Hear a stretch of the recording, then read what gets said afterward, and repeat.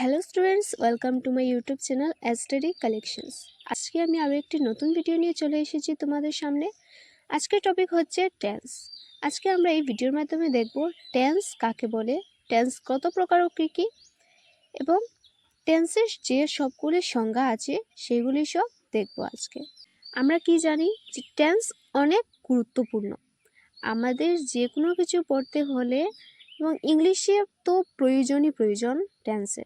আমাদের প্রথমে টেন্স জানতে হবে। কি টেন্স জানার পরেই আমরা ইংলিশ বলার মধ্যে বা হোক আর লেখার মধ্যে হোক আমরা ভালো হতে পারবো। প্রথমেই আমাদের জানতে হবে টেন্স কি, টেন্স কত প্রকার ও কী কী, এবং এক্সাম্পলের মাধ্যমে আমরা সব কিছু বুঝে নেব।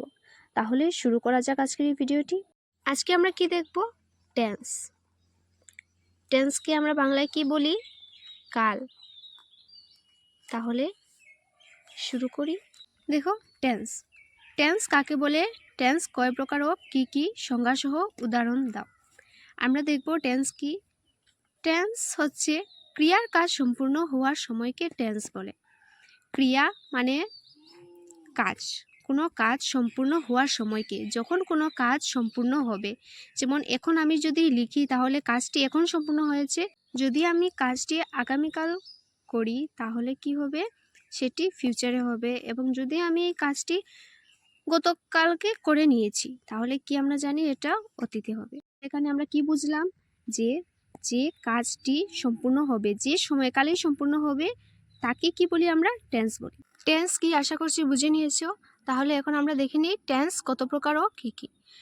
দেখো, টেন্স হচ্ছে কয় প্রকার? 3 প্রকার। প্রথমটি হচ্ছে প্রেজেন্ট টেন্স। প্রেজেন্ট টেন্সকে আমরা বাংলায় কি বলি? বর্তমান কাল। বর্তমান কাল মানে বর্তমান বলতে কি বোঝায়? এখনের সময়। বর্তমানে যেটি হচ্ছে, যে হবে, যে সময়টি হচ্ছে সেটি হচ্ছে বর্তমান কাল। যেমন একটি উদাহরণ দেখি, আমি একটি ছবি আঁকি। আমি একটি ছবি আঁকি মানে এখন আঁকা চলছে, আঁকছি, এখন বর্তমানে কথা বলা হয়েছে, তাই এটি কি হচ্ছে? Present tense. দ্বিতীয়টি হচ্ছে পাস্ট টেন্স। পাস্ট টেন্স মানে কি? অতীতকাল। বাংলায় কি বলে? অতীতকাল। পাস্ট বলতে আমরা গতকাল যে কাজটি করে নিয়েছি, গতকাল মানে আজকে, এখনের সময় না, বা ভবিষ্যতের কথা বলা হচ্ছে না। এখানে বলা হচ্ছে কি? অতীতের কথা। অতীত মানে যেটি অলরেডি হয়ে গিয়েছে, অলরেডি সময়টি চলে গিয়েছে, তাকেই বলে কি? অতীতকাল। যেমন আমরা একটি উদাহরণ দেখি, আমি একটি ছবি আঁকিয়াছিলাম। আমি এঁকে নিয়েছি।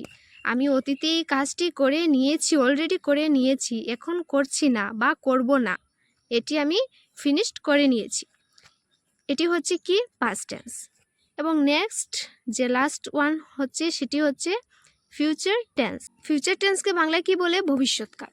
যেটি আমরা কাজ করিনি, এখনও করিনি, আগেও করিনি, এখনও করছি না, যেটি আমরা কি করব? ভবিষ্যতে করব, এখনও বাকি রয়ে গিয়েছে, সেটি হচ্ছে ভবিষ্যৎকাল। যেমন আমরা একটি উদাহরণ দেখি, আমি একটি ছবি আঁকিব মানে আমি এখনও আঁকিনি ছবি, এখনও কি করব? আঁকবো, এখনও এই কাজটি বাকি রয়ে গিয়েছে, তাই এটি কি হবে? Future tense. আমরা দেখলাম যে টেন্সকে 3 ভাগে ভাগ করা হয়েছে: প্রেজেন্ট টেন্স, পাস্ট টেন্স এবং ফিউচার টেন্স, মানে বর্তমানকাল, অতীতকাল আর ভবিষ্যৎকাল। এখন আমরা দেখব এই যে প্রতিটি টেন্সকে, যেমন প্রেজেন্ট টেন্স হোক বা পাস্ট টেন্স হোক বা ফিউচার টেন্স হোক, প্রতিটি টেন্সকে আবার কয়টি ভাগে ভাগ করা হয়েছে? 4টি ভাগে ভাগ করা হয়েছে। এখন আমরা দেখি কি লেখা রয়েছে এখানে। আবার প্রতিটি টেন্সকে 4টি ভাগে ভাগ করা যায় কারণ ক্রিয়ার কাজ বিভিন্ন সময় সংগঠিত হয়। আমরা জানি যে কোনো কাজ বিভিন্ন সময় সংগঠিত হয়। আমরা বলতে পারবো না এখনই হবে, যে ভবিষ্যতে হবে না, এমন কিছু নেই, যে প্রত্যেক কাজ বিভিন্ন সময় সংগঠিত হয়। এখন আমরা দেখে নিই প্রেজেন্ট টেন্সকে কয়টি ভাগে ভাগ করা হয়েছে। তাহলে প্রথম ভাগটি কি হচ্ছে? Present indefinite tense. সেকেন্ড হচ্ছে প্রেজেন্ট কন্টিনিউয়াস টেন্স। থার্ড হচ্ছে প্রেজেন্ট পারফেক্ট টেন্স এবং ফোর্থ হচ্ছে প্রেজেন্ট পারফেক্ট কন্টিনিউয়াস টেন্স। একইভাবে পাস্ট টেন্সকেও এইভাবে 4টি ভাগে ভাগ করা হয়েছে। এখন আমরা দেখি পাস্ট টেন্স। পাস্ট টেন্সকেও একইভাবে 4টি ভাগে ভাগ করা হয়েছে। প্রথমটি হচ্ছে পাস্ট ইনডেফিনিট টেন্স, দ্বিতীয়টি হচ্ছে past continuous tense, next past perfect tense এবং চতুর্থ নম্বরটি হচ্ছে পাস্ট পারফেক্ট কন্টিনিউয়াস টেন্স। এবং আমরা লাস্ট ওয়ানটি যদি দেখি ফিউচার টেন্স। ফিউচার টেন্সকেও কি একইভাবে 4টি ভাগে ভাগ করা হয়েছে। Same, indefinite, continuous, perfect and perfect continuous tense. আমরা যদি দেখি টেন্সের যে মেইন ফর্মুলা, টেন্সের মেইন ফর্মুলাটি হচ্ছে subject plus verb plus object. Subject plus verb plus object, এটি হচ্ছে টেন্সের মেইন ফর্মুলা। টেন্সের এই মেইন ফর্মুলা থেকে বাকি সব টেন্সের ফর্মুলা হবে। এই ফর্মুলাটি তোমরা মুখস্থ করে নিও এবং মনে রাখবে সব সময়। এটি হলো মেইন ফর্মুলা, যার থেকে বাকি সব ফর্মুলা হয়েছে। এখানে আমরা যদি বলি সাবজেক্ট বলতে কি, যেমন ধরি আমরা হি হচ্ছে একটি সাবজেক্ট, বা কারোর নাম যেমন রাম হচ্ছে সাবজেক্ট। ভার্ব যদি বলি, ভার্ব মানে আমরা কি জানি, কোনো কাজ। ভার্ব যেমন ইট, সে কি খাচ্ছে, ইট করছে মানে খাচ্ছে, কিছু খাচ্ছে।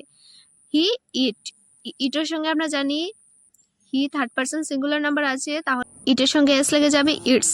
হি ইটস রাইস, অবজেক্ট কি হবে, রাইস। তাহলে ভিডিওটি আজকে এতটুকুই থাক, বাকি যেগুলো আছে নেক্সট ভিডিওতে তোমাদের আমি বুঝিয়ে দেব সুন্দরভাবে। যদি আমার চ্যানেলটি এখনও তোমরা সাবস্ক্রাইব করোনি তাহলে সাবস্ক্রাইব করে নাও, আর লেট করবে না। সাবস্ক্রাইব করো যাতে তোমরা এইগুলি বাকি যেগুলো ভিডিও আছে তোমরা প্রথমেই পেয়ে যাও। এবং যদি আমার ভিডিওটি ভালো লেগে থাকে তবে সবার সাথে শেয়ার করে দেবে এবং লাইক করে দেবে, এবং কমেন্টে জানাবে কীরকম লেগেছে তোমাদের এই এক্সপ্লেনেশন ভিডিওটি।